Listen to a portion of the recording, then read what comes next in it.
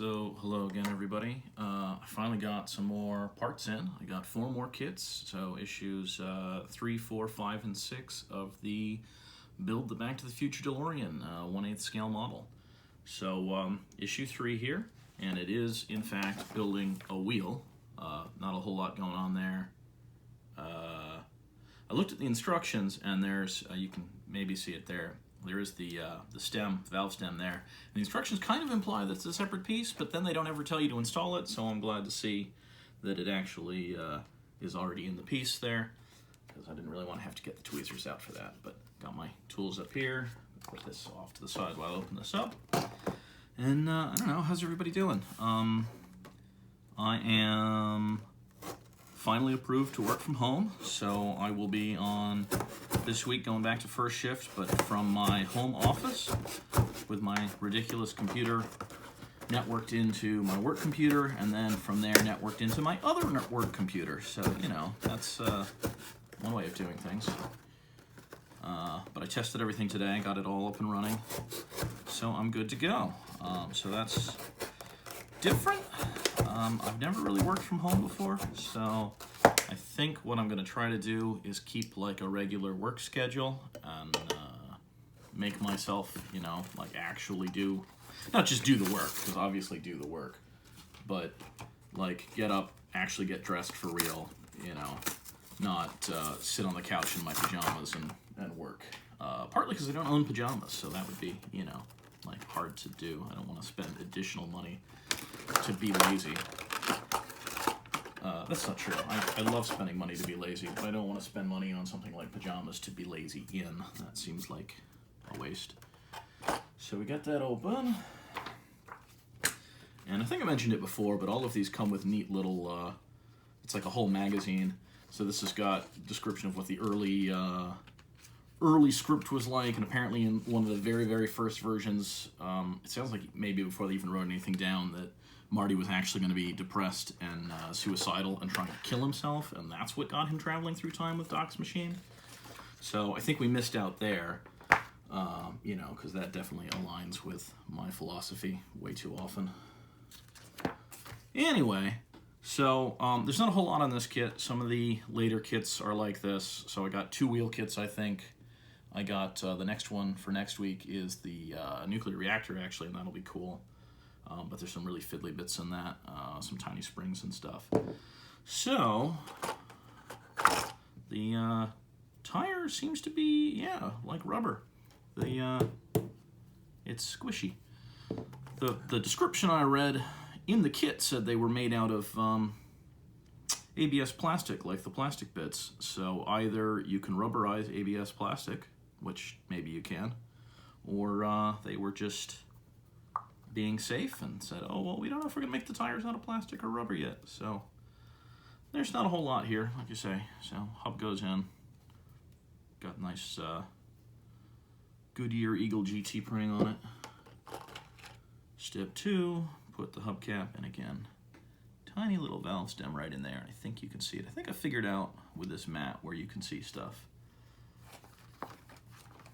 I'm going to put these parts out of the way. So we got the tiny bits here. Oop. My hands don't work. Big surprise. And it's not symmetrical, so it's not possible to...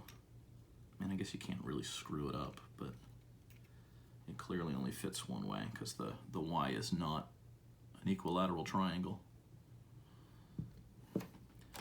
So I got this this mat I was talking about, and I got 2 of them actually, because I ordered one and then it never even made it to shipping, and they let me cancel and refund, and I ordered a slightly bigger one actually. And then after I got the second one, they finally got around to actually shipping the first one, and I asked them about it, and they said, whatever, keep it. So, all right, I guess. So 3 screws go in here. They gave me a total of 4. But yeah, so this mat is kind of neat because it's got like little magnetic spots on it. So I should be able to put the screws in these little wells.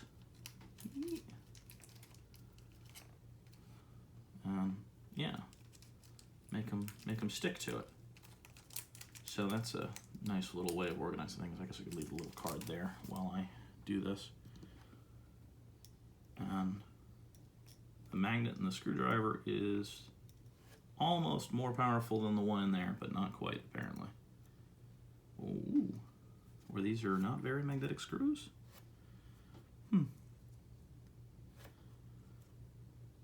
So, somebody pointed out that the naming on these screws, obviously the letter, this is BP. The first letter is a size or a series or something, but the second letter is what material it's screwing into. So there's P for plastic and M for metal. And that makes some sense, I guess, because the threads have to be cut a little bit differently so that they don't chew up one material or the other. Man, these are tiny screws. It's about 80 degrees out today, and it's about 80 degrees in my apartment because I haven't put air conditioners in yet. I do have some windows open and some window fans going. This does not want to start. Come on. There we go. Maybe. So it's pretty warm in here. I don't have all the lights on. Hopefully the lighting's okay. It looked like it would be.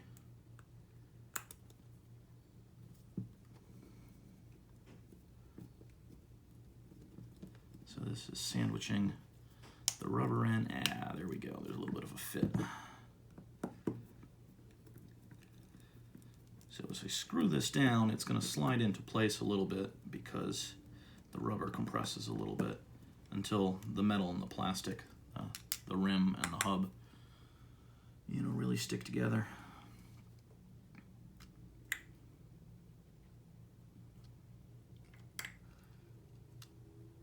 So now I have an extra BP screw and I can check. I think I have one in the kit here and I can see if they're really the same between kits or not. Step 3 though, take the hub, part 3D, press it into the washer and then press the assembled hub into the hole in the center. And I've seen, this is weird because I've seen in later assemblies, you basically have to push all this back out to actually attach this to the bearing. But I guess this keeps the parts together.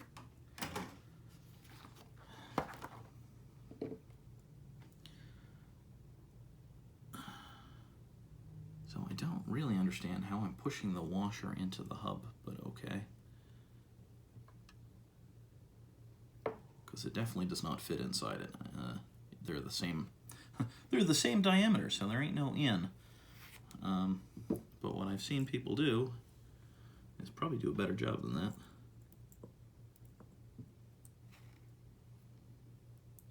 Yeah, we'll be clever.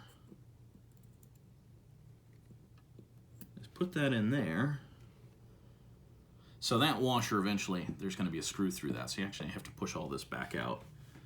So it's kind of silly that they have you assemble this, but some of the kits, early ones, had you do things like,